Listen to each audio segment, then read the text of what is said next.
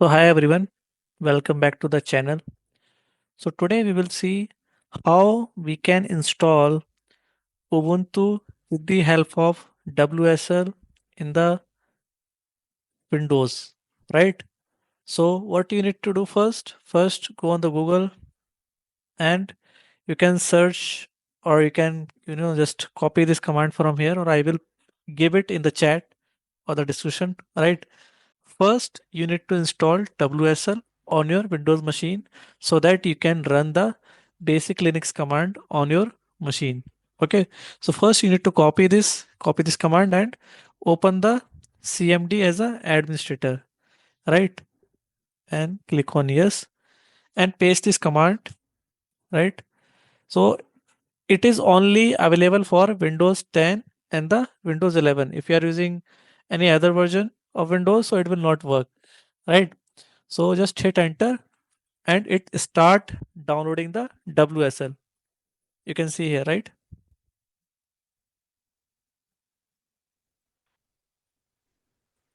So this might take some time, okay, and it is the easiest way to use your machine as a Linux server, or you can run your Linux command whether you want to learn, okay. So you don't need to create the servers or you don't need to install it on the Oracle VirtualBox. You can simply use your own machine and you can set up your things on your local machine as well. Like you don't need any AWS account or Azure account to set up or installing anything, right? So you want to learn some Linux command, you can simply open the terminal and it will start working as a Linux machine, right? So once it is installed, we will see like how we can use it as a Linux machine.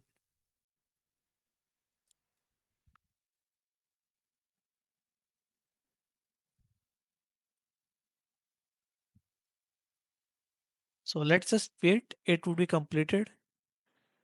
Okay. So it might take some time. Just be bear with me. Okay, so you can see here the WSL is installed, right? So you can type WSL dot exe hyphen d Ubuntu.